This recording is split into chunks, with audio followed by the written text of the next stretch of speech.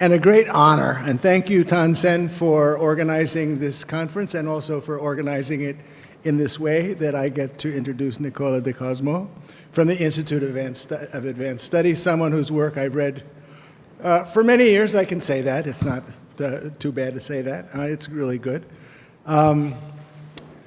Who has a new book coming out. Actually, it's not new anymore. It came out in December, called Venice and the Mongols. It's in Italian, and it's already come out, and it's in translation. He's just told me about it. It's not in his bio, which goes like this. Nicola de Cosmo is the Henry Luce Foundation Professor of East Asian Studies. Henry Luce Foundation comes in again. You can't escape. And East Asian Studies at Institute for Advanced Study in Princeton at USA. His research interests are in the history of Chinese and Inter-Asian frontiers from ancient to modern periods. He's interested in absolutely one of the greatest scholars of the history of the nomadic peoples and histories of the Qing dynasty. His recent publications focus on the use of paleoclimatic data in historical research, and his latest book, authored with, with Lorenzo Publici, is called Venice and the Mongols, in Italian, which I will not embarrass myself further by reading. So I will tell you, this is a great honor. Thanks to Tansen and for all the organizers and the runners, the managers of this conference. And Nicola, I leave it to you. So it's an enormous pleasure to be here, and thank you, David. Really nice, friendly, wonderful introduction. Thank you, Tansen, for this wonderful invitation. I mean, there are so many friends here, and in these beautiful surroundings, it's kind of overwhelming.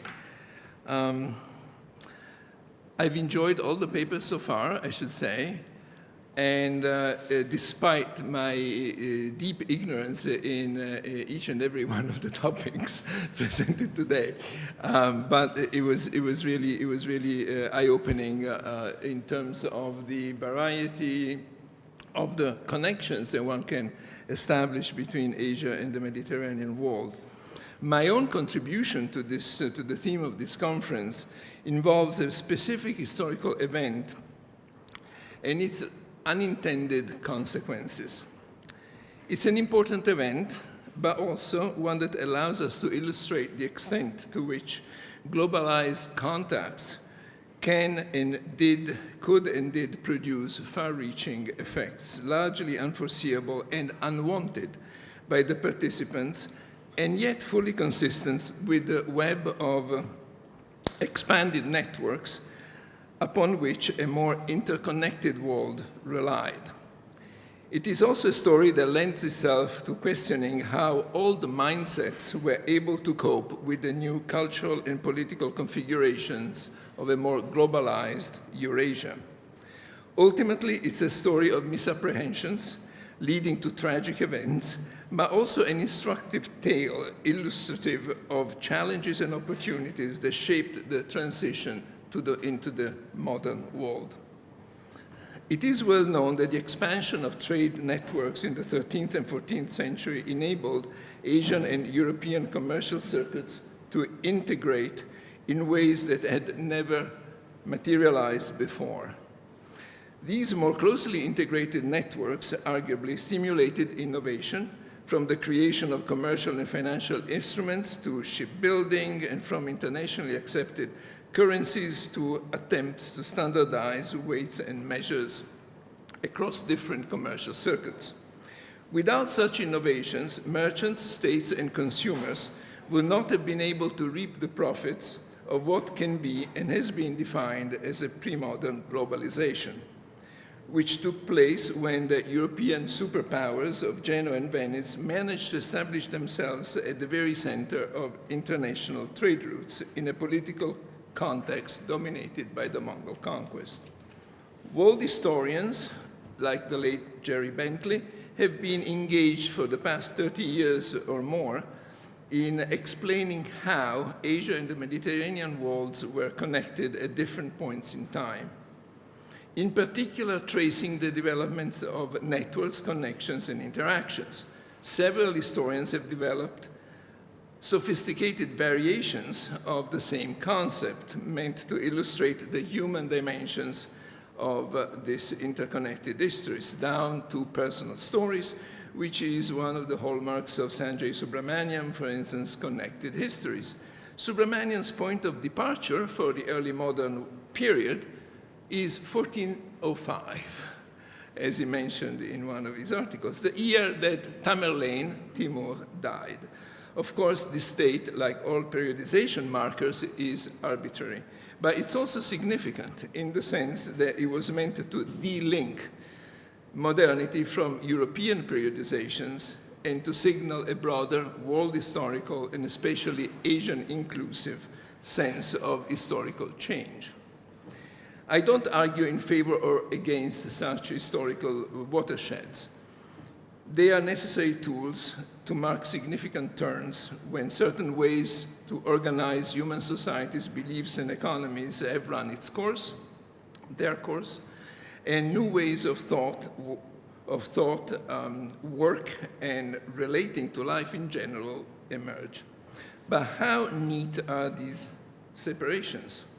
Here we have two ships, one, the galley, that dominated Genoese and Venetian medieval trade and continued to operate long after the 1470s, when the Ottomans, after the conquest of Constantinople in 1453, finally closed the Genoese and Venetian colonies on the Black Sea, which had existed since the late 13th century. The second ship, the caravel, was used by Christopher Columbus on his fateful voyage at the end of the 15th century. A sailor working as a young shipmate on the first could have, in theory, joined the second. Without any inkling, of course, that by doing so he would be leaving the medieval world and stepping into the early modern one. Another link in between is the book of Sir Marco Polo, a medieval product that at the time of Christopher Columbus looked pretty modern. Columbus himself read and annotated this particular copy. This is just to say that the hard and fast separations that we draw as historians between periods of world history can be, and in my view should be, questioned simply because what we see as defining a certain period, such as a set of cultural values or economic opportunities, cannot necessarily have defined the lives of the people living in that period. It's no surprise that such arbitrary boundaries are easily blurred as we look into actual documented cases. But we should be aware of the fact that categories that we may use to draw a boundary between what is pre-modern and what is modern in world history do not necessarily help us decode and fully understand the actions and visions of people who operated in a particular time and place. Let me make an example. Following the insights of a Japanese scholar, Akinobu Kuroda, the Mongol moment was marked by several attempts to create a universal means of monetary exchange that could work across the largest economy of the time, the Mongol Empire.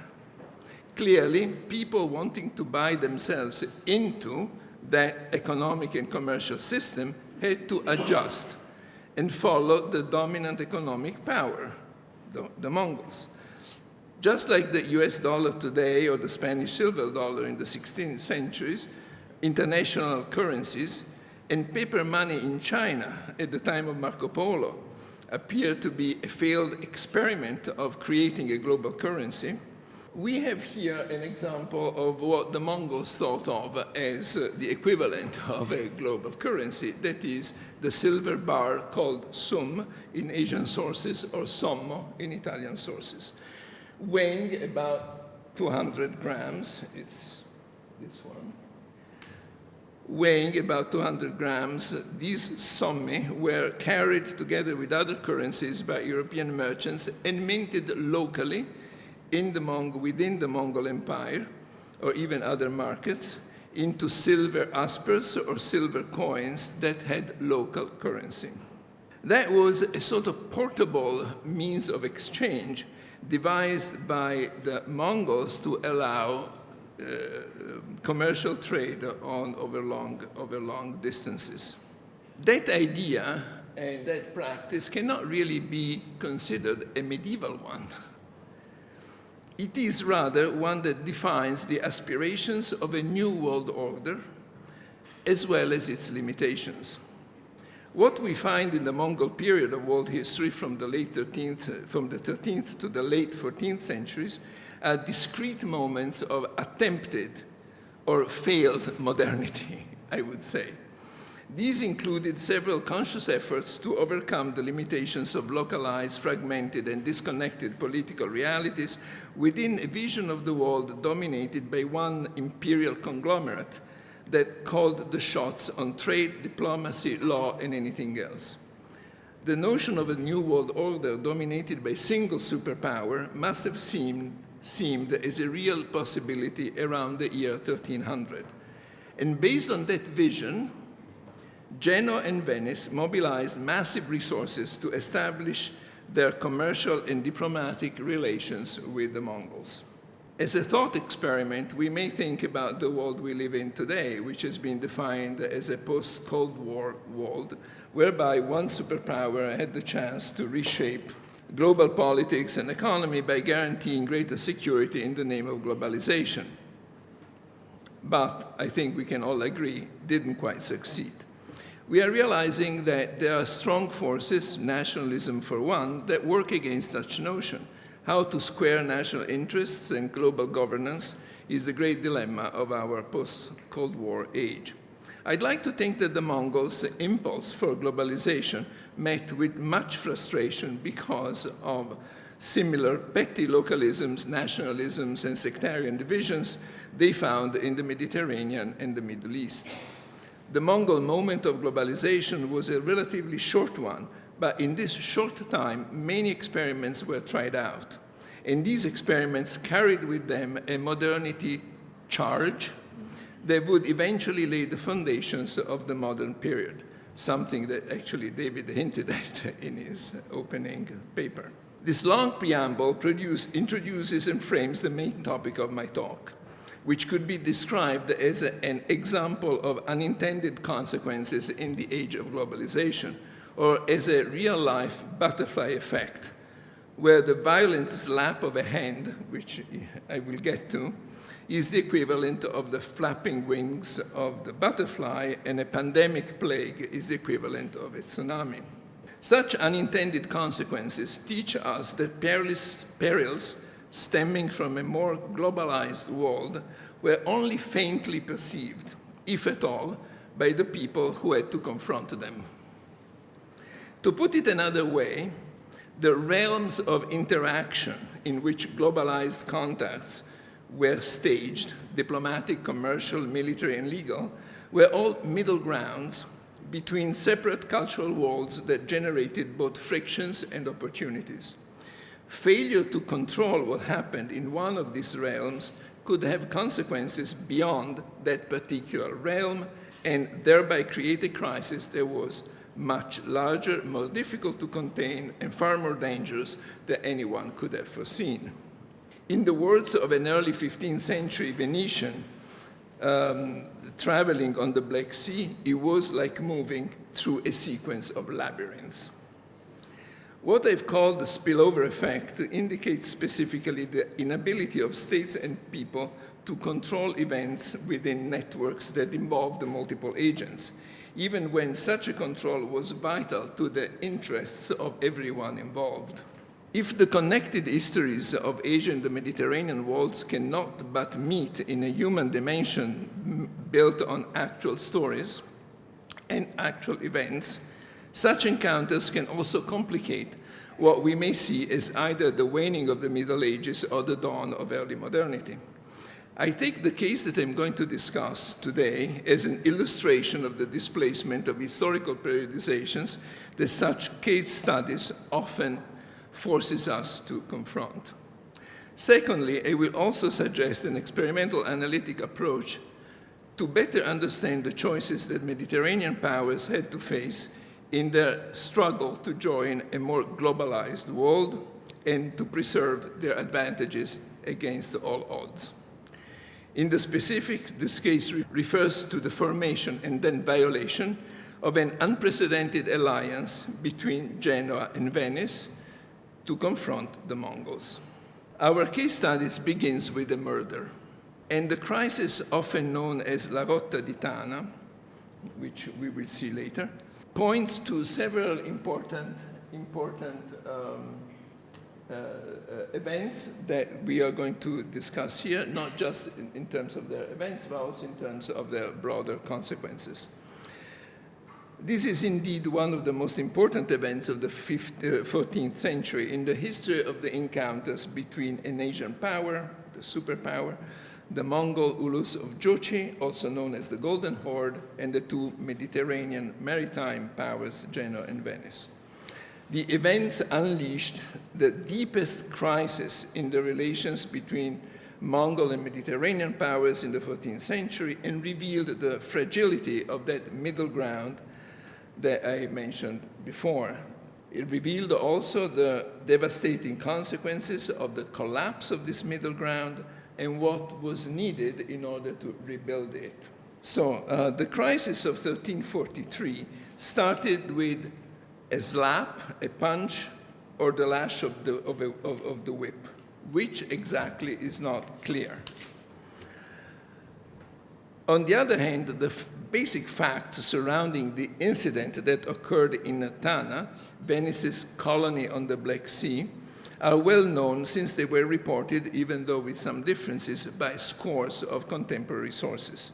In short, a Venetian by the name of Andreolo Civran, a minor aristocrat whose family appears among the business owners in Tana well into the 15th century, got into a scuffle with a local aristocrat, mentioned in a source as Omar Hoja, possibly a Muslim Mongol, and suffered a blow.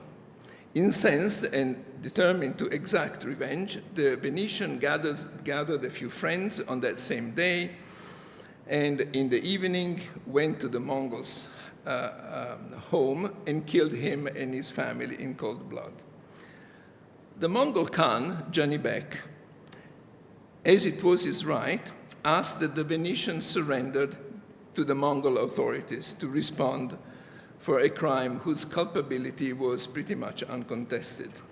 Here you can see the position of Tana Azak on the Sea of Azov, actually. This was the Venetian colony or base on the Black Sea. The only one that, where the Venetians actually had a consul, together with Trebisond, actually. In Tana, the legal cases involving a Latin and a Mongol, justice was to be administered by the Mongol side. No extraterritoriality, otherwise applicable to legal disputes among Latins, whether Genoese or Venetians, could be granted. Andreolo Civran absconded and fled Tana. The Venetian Senate, acknowledging his guilt, banned him for 5 years from Venice and for life from the Black Sea, which actually shows that the Venetians had no intention to comply with the Mongol demands. The Mongol reaction was swift and merciless. There was nothing that could upset the Mongol Khan more than snubbing his sovereign rights, compounded with the blatant violation of a bilateral legal agreement. The shops of the Latins were looted, many of them attacked, killed, or imprisoned, with the majority of them managing to flee Tana and seek refuge in Kaffa, the larger fortified Genoese colony in southeastern Crimea, as you can see over there.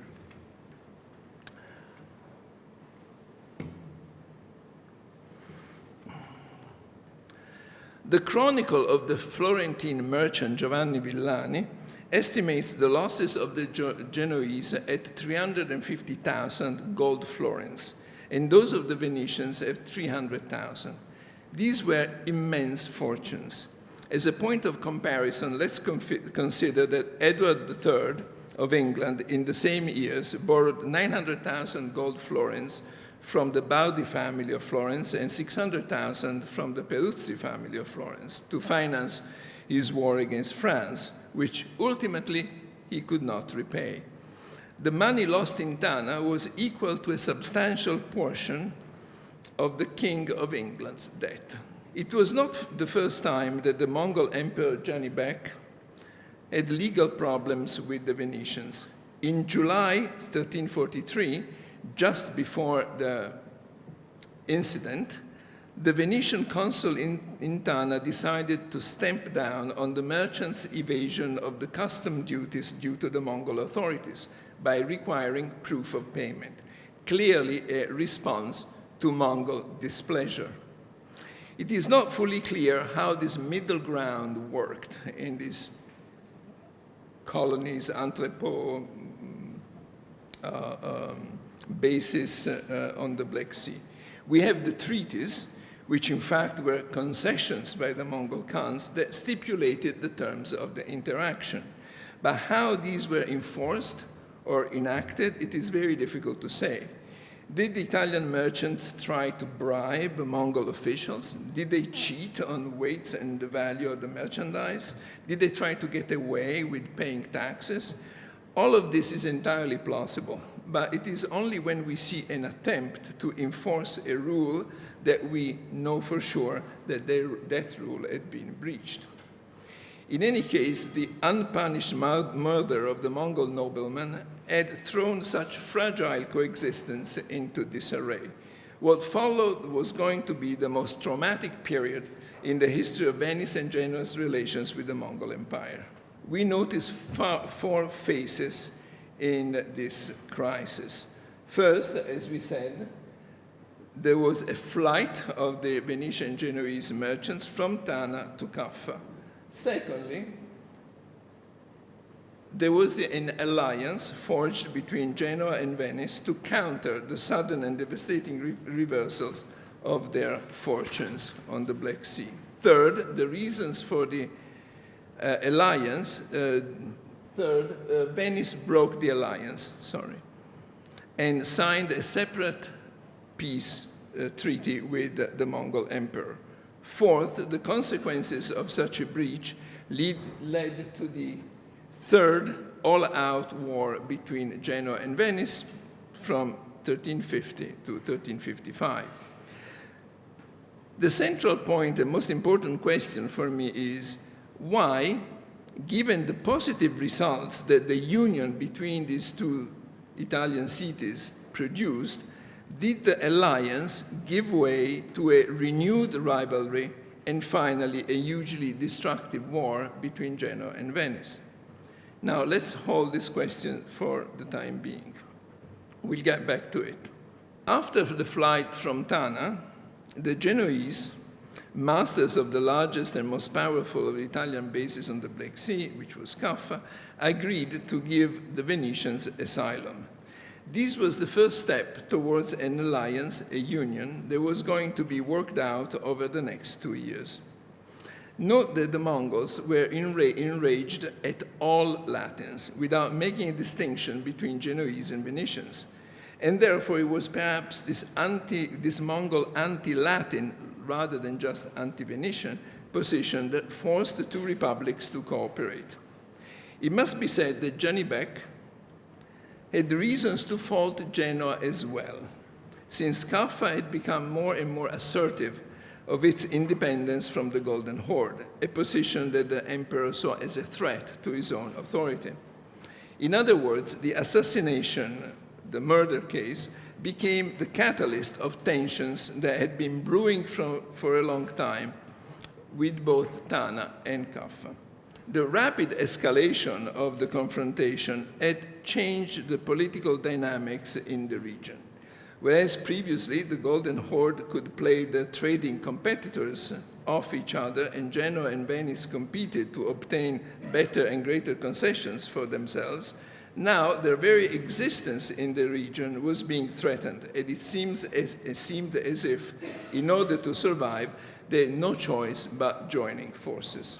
Immediately after the flight from Tana, Genoese and Venetian diplomacy went into overdrive to retain their positions on the Black Sea and try to reach a diplomatic agreement with the Mongols.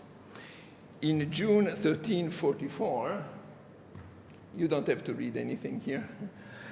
In June 1344, a union was formed with diplomats from both cities, Genoa and Venice, agreeing to negotiate together with the Mongol Khan. Their objectives were impossible to achieve, since they did not intend to address the reason that triggered the crisis in the first place, that is, the legal issue with the murder of a Mongol aristocrat.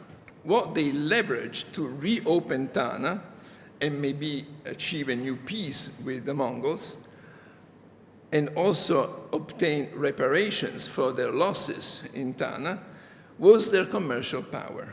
They counted evidently on the benefits that the Mongols reaped from international trade to force the hand of the Khan. Given the names of the Mongol aristocrats mentioned in later peace negotiations, it's entirely possible that connections with Mongol governors and local aristocrats, noyons, were mobilized to put pressure on the Khan. Everybody was suffering, and the profits were so huge that neither the Khan's central treasury nor the Mongol aristocracy could afford to lose them for very long. The Venetian and the Genoese clearly attributed to the Mongols an economic rationality. This would not have been entirely misplaced, except for the fact that Gianni Bek valued political stability, resting on the presumption of his absolute sovereignty, more than economic gain. Thus, a diplomatic solution at this point could not be found. The alliance was renewed a year later, in July, again for another year. And note that there is always a term limit. These alliances are only enforced for about a year. But already in February 1345, the Venetians complained about breaches of the embargo by the Genoese. In practice, it was extremely difficult to enforce this embargo, that is, the idea that no merchants or ships from either Genoa or Venice could actually trade in the Mongol territory. It was, as I said, extremely difficult to enforce the embargo, especially by the Genoese, who had many more bases on the Black Sea and dominated its commercial networks. In other words, they could go around this prohibition more easily than the Venetians. In the meantime, Gianni Beg had launched an all-out assault against Kaffa. Already in 1344, the Mongol army lay siege on the city for months. But due to its strong walls and defenses, due to the fact also that the Mongols could not blockade the city from the sea, and due to the fact that there was determined resistance by the Genoese and Venetians in the city, who launched raids outside the walls and burned the siege machines, catapults and trebuchets of the Mongols, the assault and the siege failed. A new expedition against Kaffa was undertaken in 1346, 2 years later, but this again failed. According to the Chronicle of Gabriele de Mussi, the Mongol army was decimated by the Black Death, the plague. De Mussi, as is well known, linked this episode to the spread of the plague in Italy. While this causal link has been debunked, there is sufficient evidence in the sources to suggest that the trade of grain from the Black Sea, from Crimea, on Genoese ships, with the actual spread of the plague in Sicily in late 1347, and then in northern Italy in 1348. It is not impossible that the grain loaded onto ships from local granaries in the Crimea after the end of the siege was infested with rodents and fleas as the known vectors of the plague. While we don't know whether the plague would have spread in a similar fashion under different, that is, peaceful circumstances, this can also be regarded as yet another of the unintended consequences of the collapse of the middle ground between Europeans and Mongols following the murderous actions of Andreolo Civran, which we have mentioned before. These episodes are all linked as in a domino or cascading effect that reaches ever greater proportions as the situation escalated.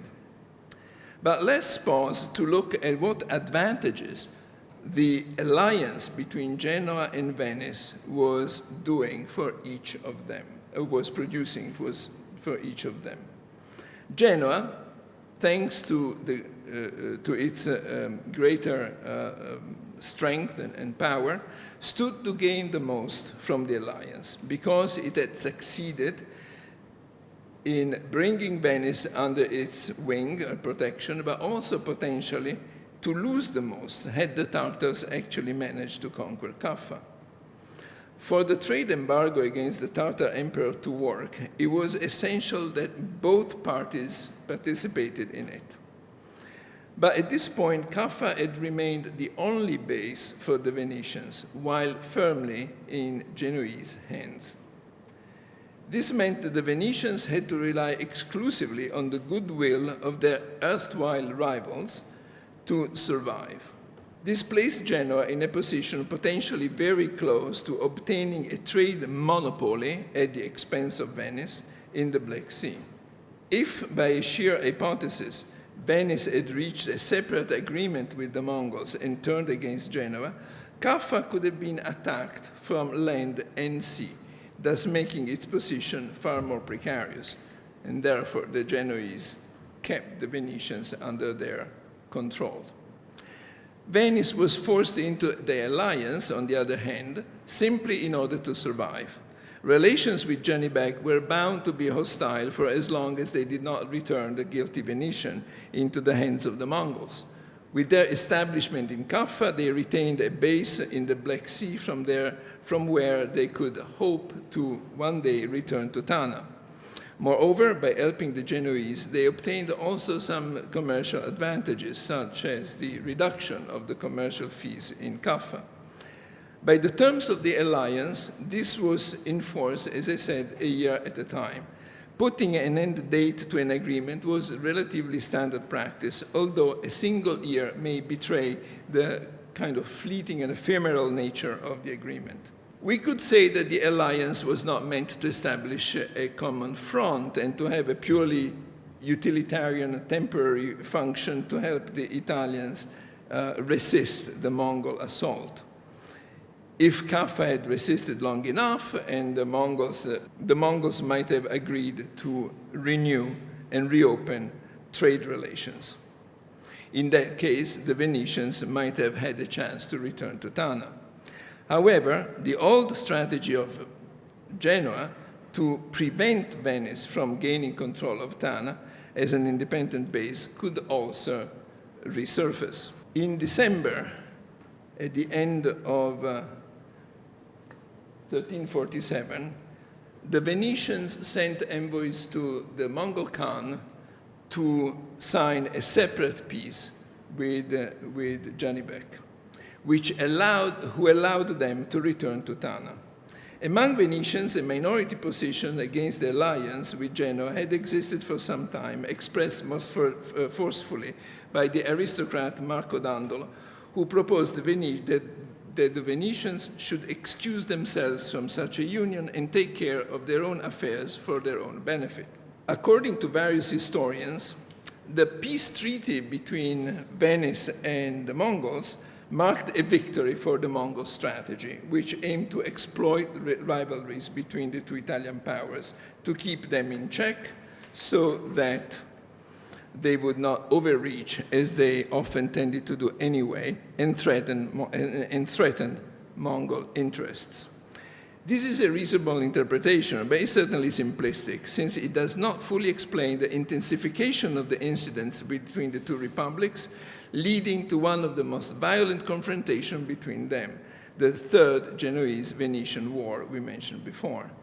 The context is relatively clear. After Venice signed a separate peace treaty with the Mongols, it was allowed to resume its presence in Tana, and at that point, the Genoese turned against the Venetians. There was a long-time policy of Genoa to prevent Venice from establishing an independent base on the Black Sea, found in a document that comes from the 13th century already, when Venice did not yet have, in fact, a base in Tana.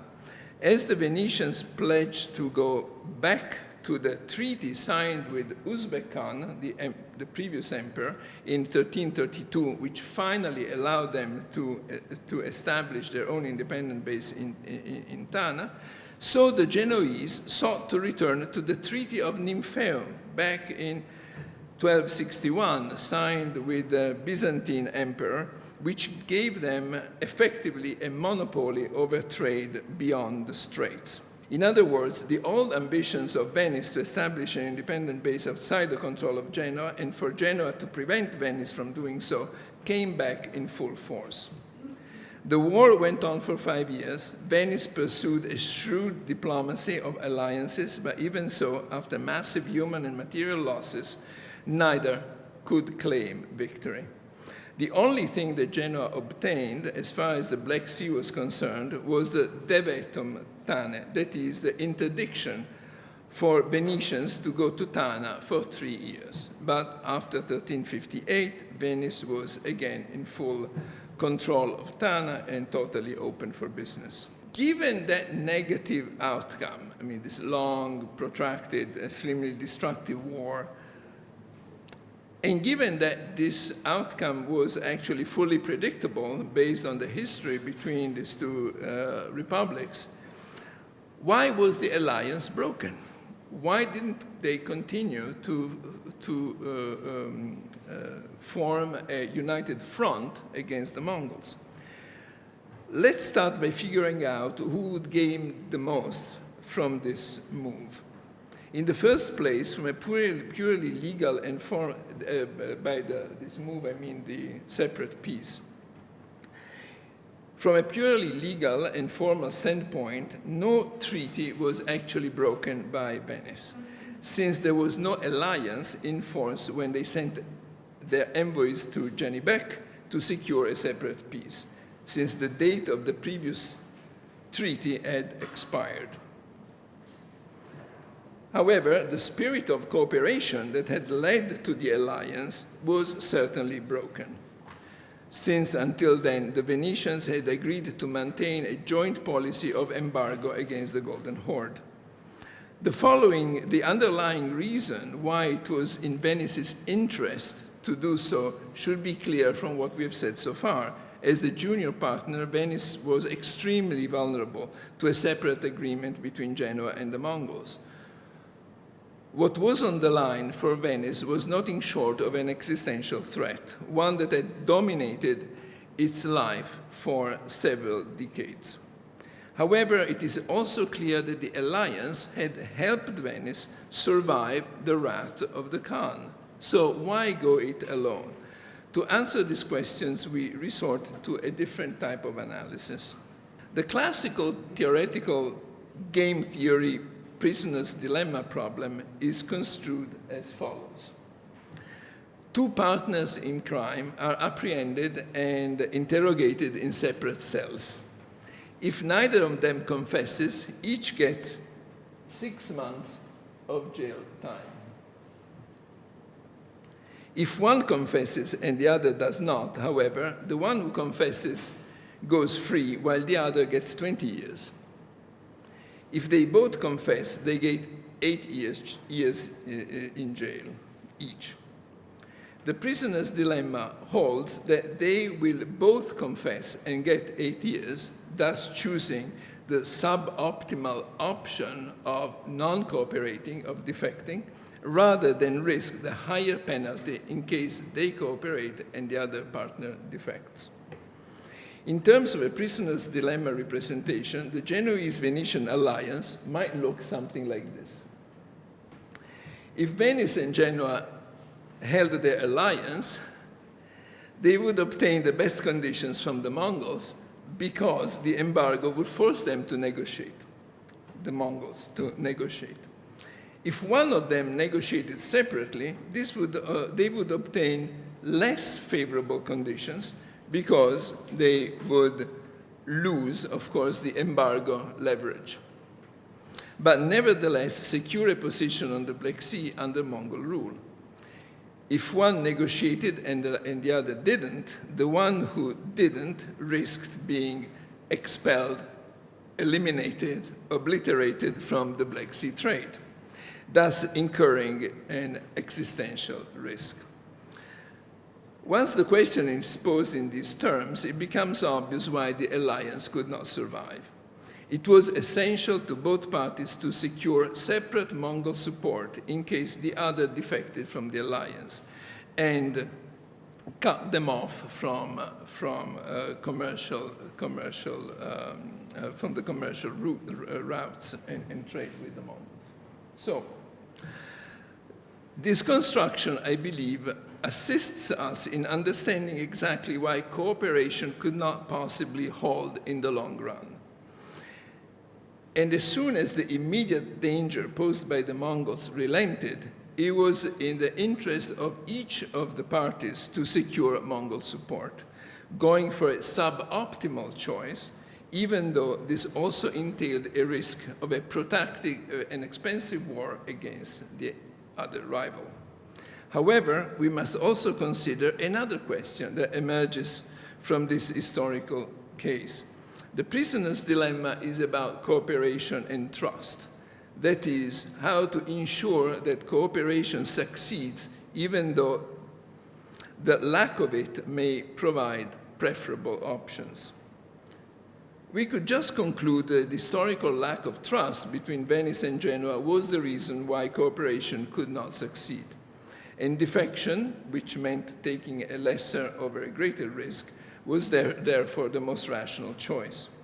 But can the prisoner dilemma explain why it was Venice and not Genoa to breach the alliance in the first place? What we need to consider is that while Venice and Genoa competed with each other, they were not on an equal footing. Their power in the region was asymmetric, with Genoa holding the lion's share. If the power was asymmetric, so were the risks. It was not a surprise then to see that the lesser, weaker power, who was taking the greater risks by cooperating, was also the first to defect. This reasoning would then lead us to weigh differently the chances of defection and to risk, therefore, a war with Genoa, which for Venice was preferable to risking to be eliminated from the Black Sea and from Tana altogether. As destructive as a war with Genoa could be, and in fact was, getting the protection of the Mongols in Tana was more important because it prevented them from being attacked by both of them, Mongols and Genoese. On the other hand, while Genoa may have been thinking of defecting itself, this was less clearly in its interest. A union with Venice allowed Genoa to control the rival while continuing to keep Kaffa as the only major trading center on the Black Sea. In the long run, Venice would have been driven out anyway, or would have been kept in a position of permanent dependency. In other words, cooperation did not constitute an immediate threat to Genoa because it retained the upper hand in the competition.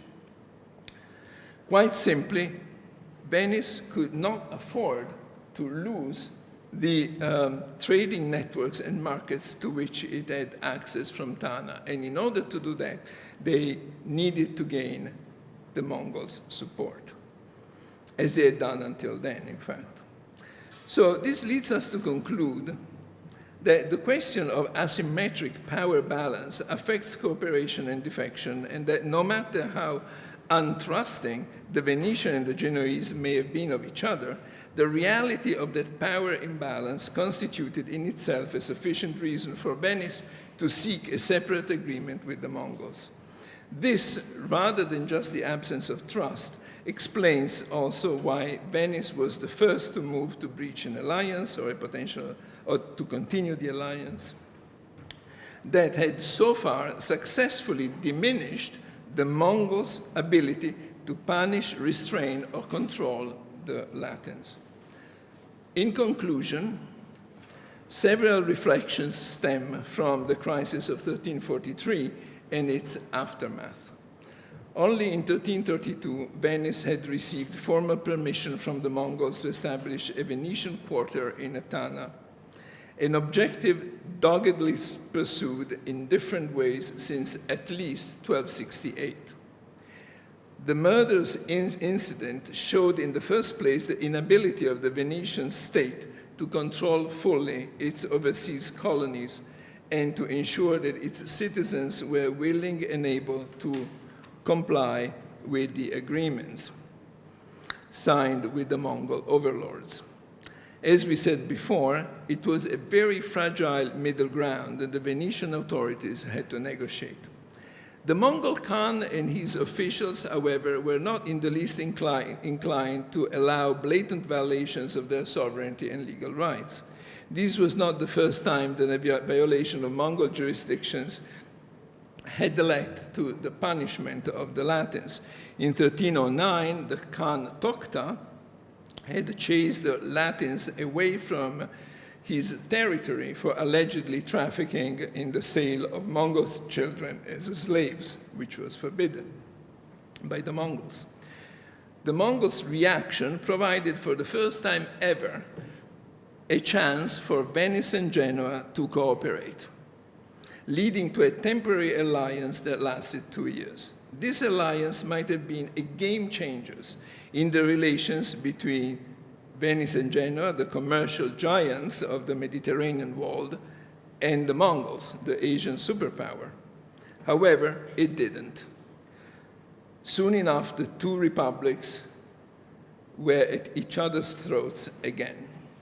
I have suggested, taking as my cue the game theory's prisoner's dilemma model, that cooperation between the two could not persist in the face of the risk of being eliminated from the most profitable commercial hub of the time, the Black Sea, which was of vital importance to both powers. The choice to make a separate peace with the Mongols that reduced the effectiveness of the alliance but increased the Venetians' chances of survival was thus probably the only rational choice.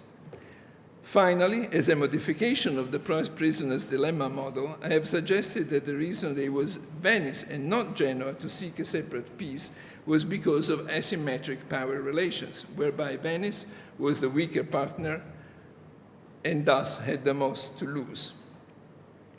This case study, in my view, illustrates some aspects of the relationship between Asia and the Mediterranean worlds that result from the dynamic combination of plans and contingencies, as well as both strategic and pragmatic choices. Notwithstanding their rivalry, the Genoese retained Caffa and the Venetians Tana for over 100 years, until the Ottoman conquest finally forced them both to close shop forever.